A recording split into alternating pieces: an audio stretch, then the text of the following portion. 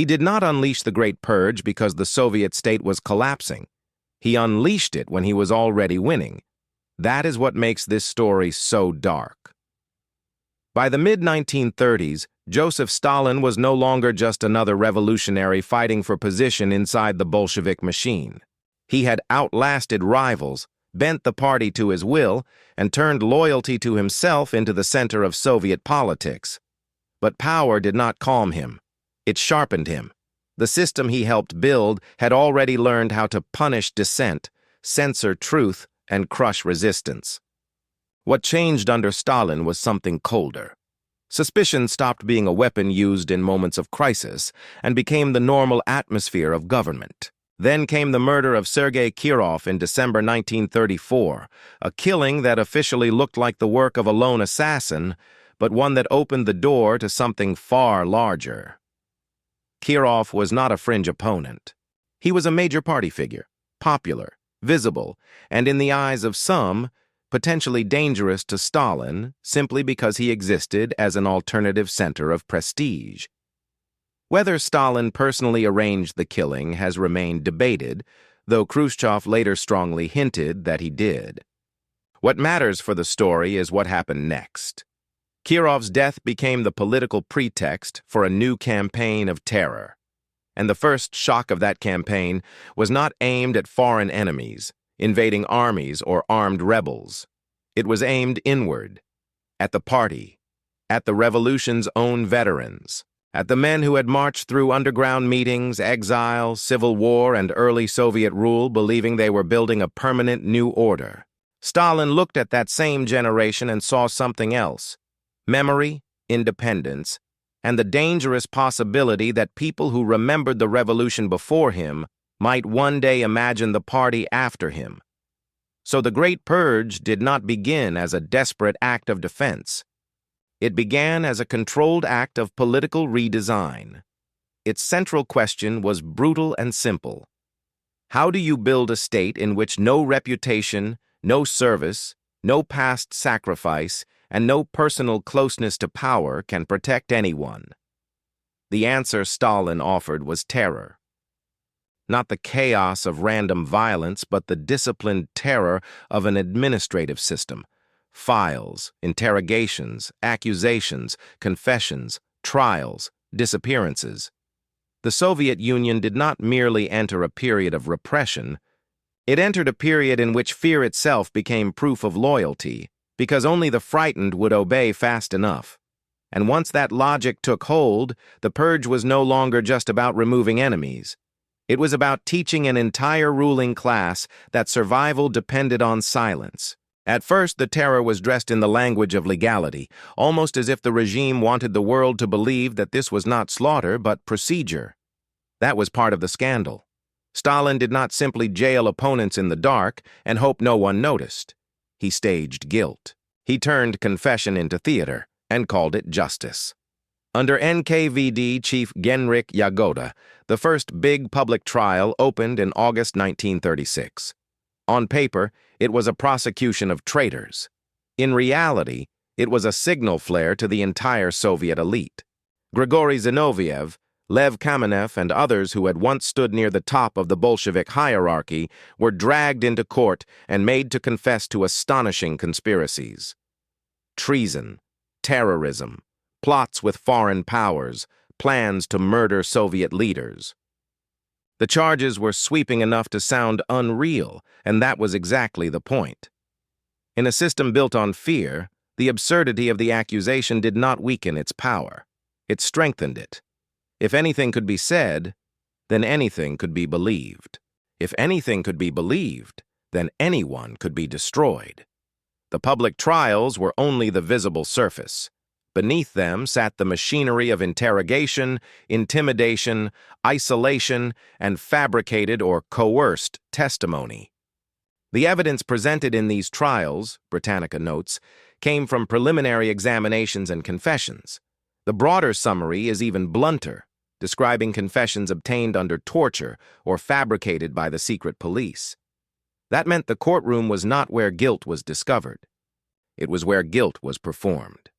And because this was performance, The purpose was never just to punish the accused. It was to rewrite the history of the revolution in real time. Men who had once been presented as heroes were now forced to narrate themselves as traitors. The regime was not merely killing them, it was seizing control of their meaning before it killed them. By then, the trial had become a political technology. It told every official, every regional boss, every military commander, every bureaucrat and editor and functionary that reputation had no shelf life. Yesterday's architect of the state could become today's enemy of the people before the applause in the courtroom even died. Then Yagoda himself was pushed aside. In September 1936, Stalin replaced him with Nikolai Yezhov, a smaller man with a gigantic role in Soviet terror. Under Yezhov, the purge stopped looking like a dramatic elite spectacle and started becoming something even more frightening, a full operating system for mass repression. The first trial had already taught the party that confession could be manufactured. What changed everything was that the same logic would now spread far beyond the famous names. The theater was about to become a factory. Yezhov's rise marked the moment the purge shed whatever thin mask of selectivity it still had. Later, the worst phase would take his name, Yezhovshchina. That alone tells you something about scale. This was no longer just Stalin settling old scores with a few historic rivals. This was the state learning how to mass-produce enemies. The show trials continued, and each one widened the moral crater.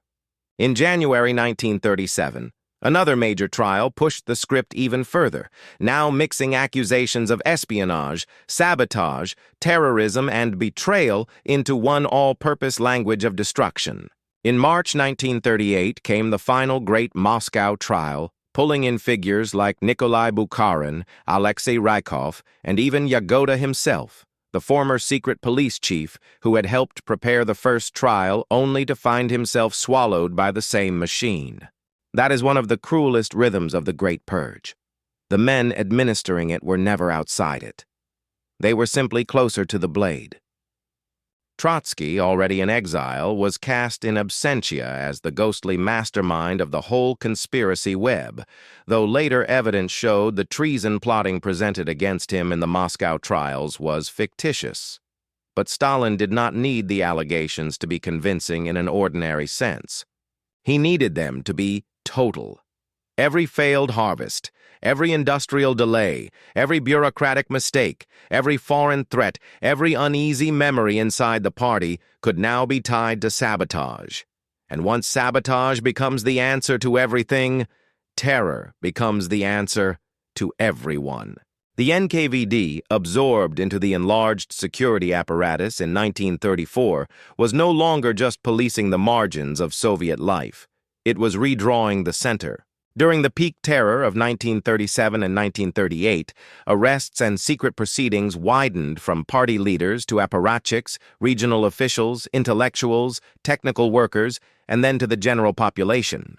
According to the Library of Congress, the Great Terror reached its height in those 2 years, sending millions of innocent Soviet citizens to labor camps or death in prison. Britannica notes that Yezhov oversaw the most severe stage of the purge, and that the liquidations expanded from party leaders to the broader population. This is the point where the Great Purge becomes more than a political crackdown. It becomes a new civic reality. Neighbors learned to lower their voices. Families learned that a knock at night could erase a life before dawn. Colleagues learned that the safest response to another person's disappearance was not grief, but distance. And somewhere above all of it stood Stalin, watching the Soviet system internalize the lesson he wanted most. Not that the leader was wise, not even that the leader was right, but that the leader could decide reality itself. Once a state can do that, confession is no longer evidence. It is obedience in its final form. But the purge did not stop with party veterans and courtroom spectacles. It moved where paranoid power always moves in the end, toward the institutions that make force possible. In 1937, Stalin turned on the Red Army. And this was not some minor adjustment inside the officer corps. It was a decapitation.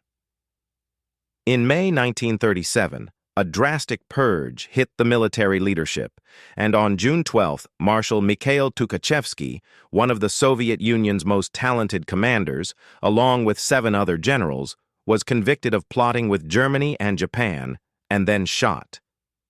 Britannica is clear about the effect. The purge decimated the officer corps and badly reduced the morale and efficiency of the Red Army. That sentence carries enormous weight, because it reveals what the Great Purge really prioritized.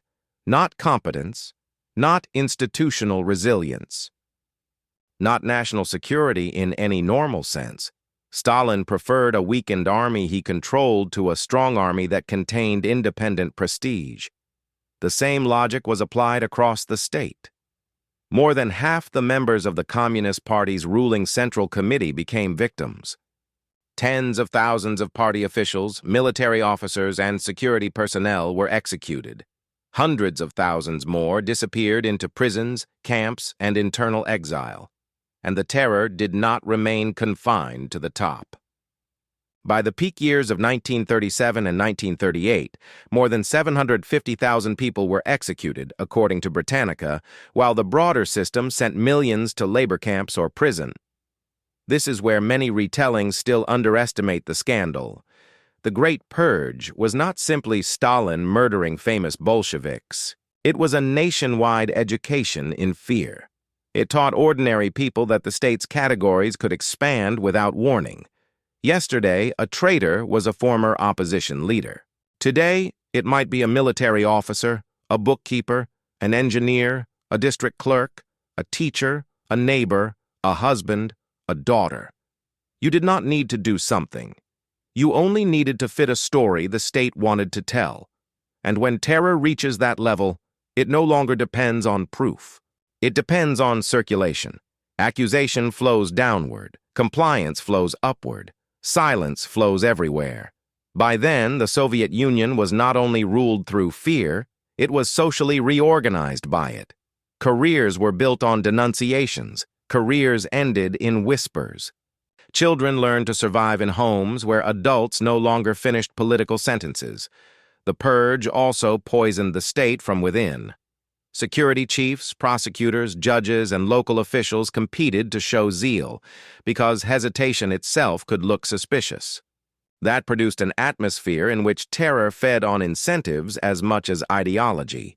The machine kept widening because every layer beneath Stalin had reason to prove its loyalty through action. And the tragedy was not only that so many died. It was that a government presented as the guardian of historical progress was teaching millions that truth could be rearranged by whoever controlled the file, the cell, and the microphone. In the end, Stalin won exactly the kind of victory a paranoid ruler wants most. He survived everyone. Zinoviev and Kamenev were gone.